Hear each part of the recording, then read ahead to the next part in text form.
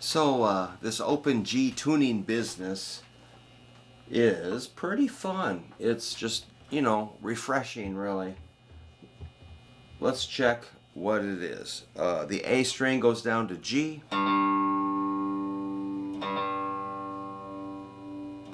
And the D string stays the same. G string, same. B string, same. First string goes down from E to D. Then you get a chord. Usually you just skip the big string. You can go. But you can do things like. Check that out. So that's why I leave the 6th string on. Even though Keith Richards removes his, I can get the G. And then I can add a 2nd string, 3rd fret, and pinky gets the 1st string, 5th fret. My capo, right. And then if you're up here, say like 4th fret, like on Jumpin' Jack Flash, you can go. Let's get rid of that echo thing, man. Like,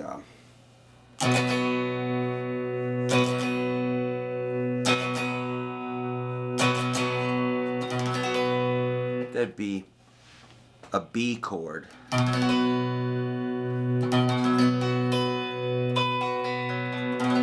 That's a pretty, that chord is going to cut through the air.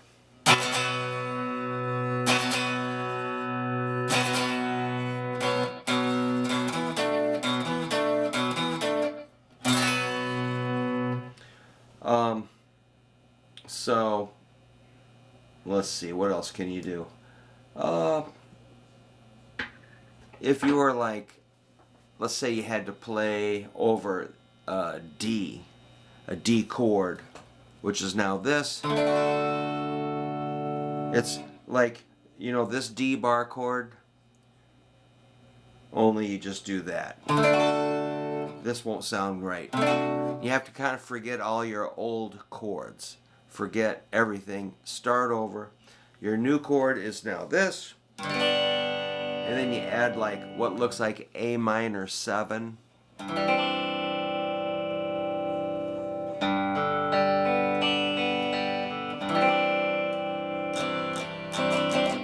I'll let my thumb mute the 6th string by hanging over the top and very lightly touching it so that string does not vibrate. And then you can just touching it.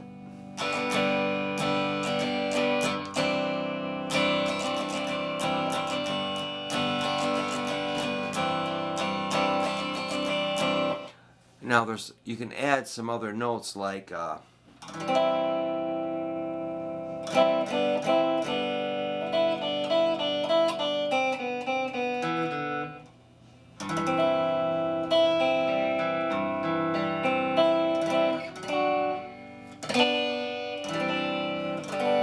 but I don't do that a lot. But you could maybe go, I don't know.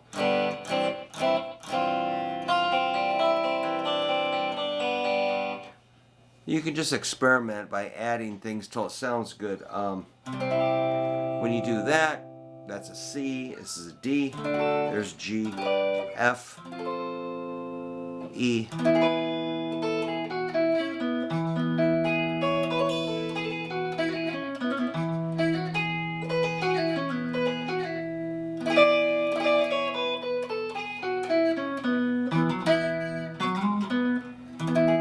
So you have to kind of figure out a scale or something like a scale, just a group of notes that sounds melodic. Let's see, what else can you do? You can go.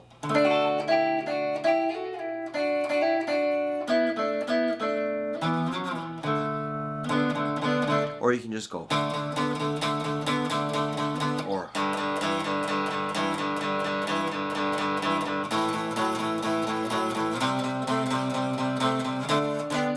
But it's usually best just to have both fingers.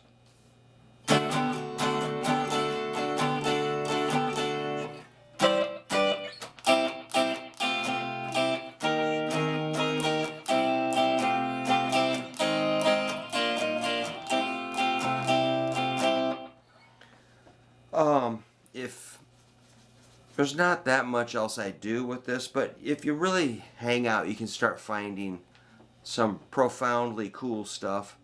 I don't really remember what it is, but it's stuff you got to figure out on the couch, and maybe, I don't know if I'd use it live, but it really does yield a lot of cool sounds. But let's say you got to play a solo in D.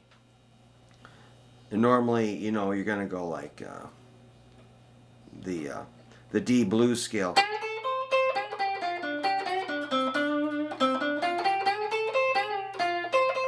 That C, you're going to get it here on the first string 10th fret. So you can go.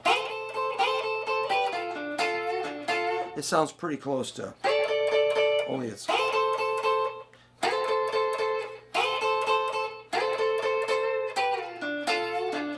So just your typical rock and roll soloing, but it gives you a dominant 7th. So you can exploit that.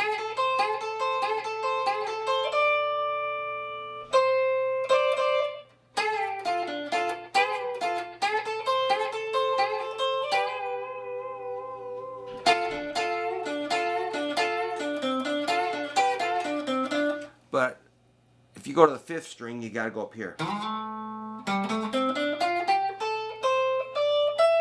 So it's really jacked up. But if you spend the time, you can actually work around it and play normally. You just have to take that string higher. But you can do...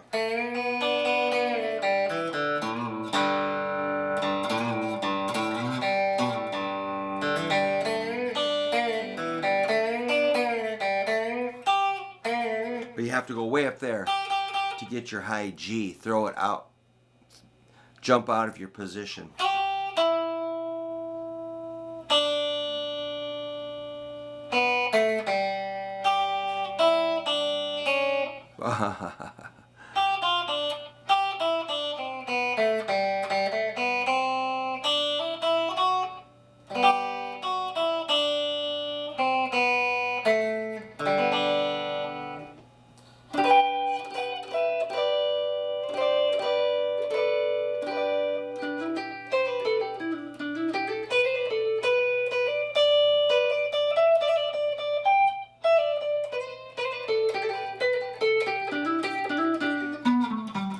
So you got to kind of stretch out on the 1st and 5th strings to get like a normal sound. You can get a minor, maybe. Let's see, what's a minor? If you go, no, yeah, there it is, or here.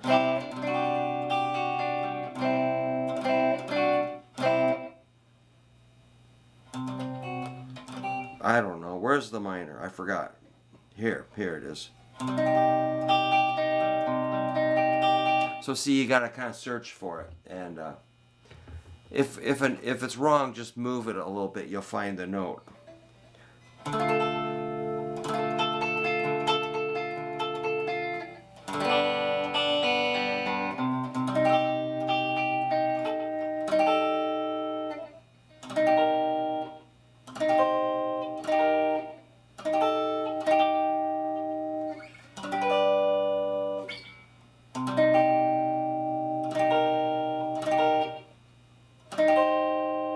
So you can really come up with cool, different sounds. It's really a different instrument. It's kind of like...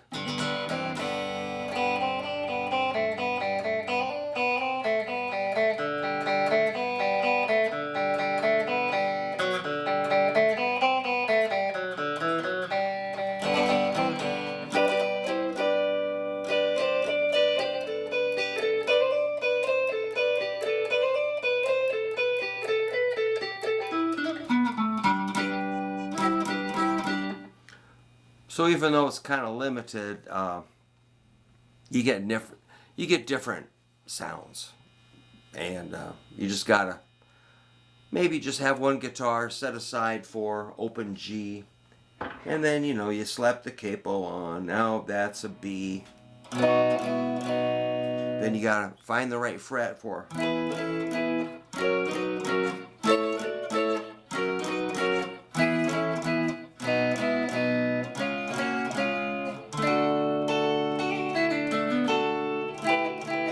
can also get that. Did we already do that?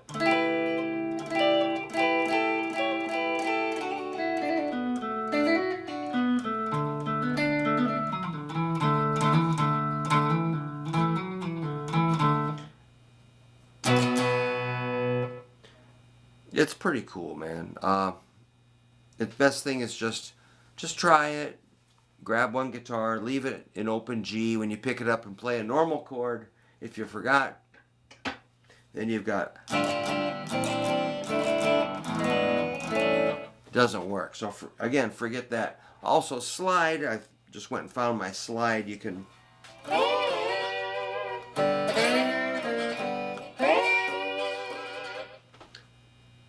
Maybe you'll hit the right fret. You got to be right on top of the fret, not between the frets like when you normally finger, and you don't press down. If you press down, you get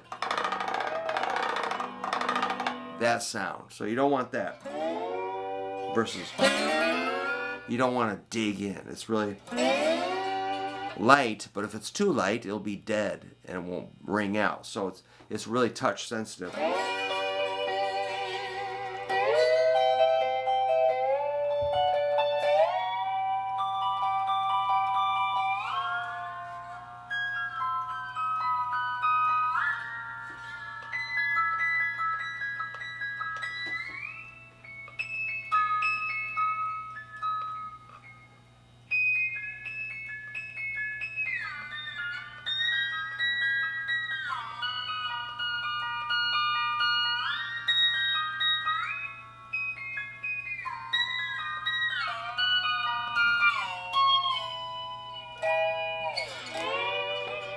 Let's see if we can do G. I'm going to go all the way. G, C, D, G, C, D, G, C, D, G. Of course, that's risky to try to play that live, but it's kind of fun to realize you can get a sense of the scale of the guitar, how far, as the intervals get shorter when you go up here, so you have to kind of estimate the length of the move, the intervals. But yeah, you can, see.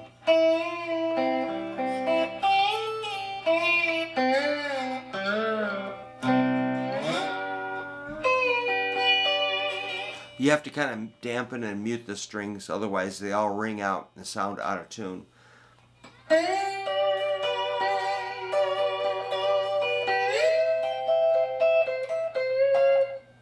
Hear that?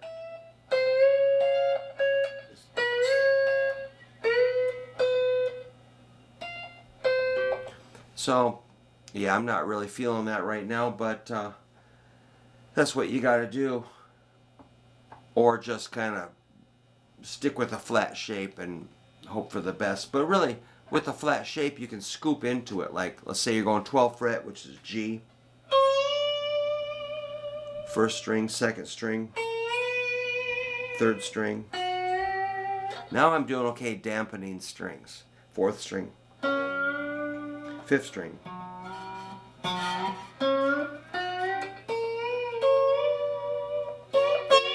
Or two strings.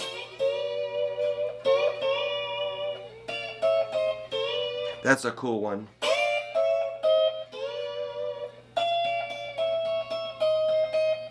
Or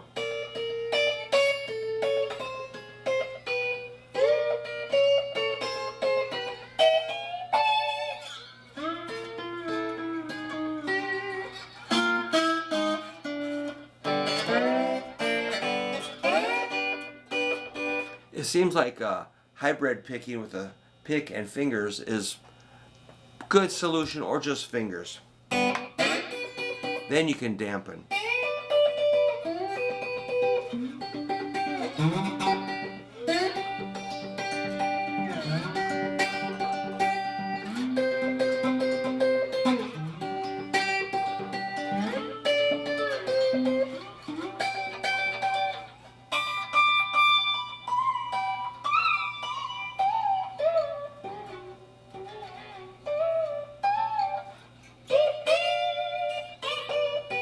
Here's a if this is G, here's G7.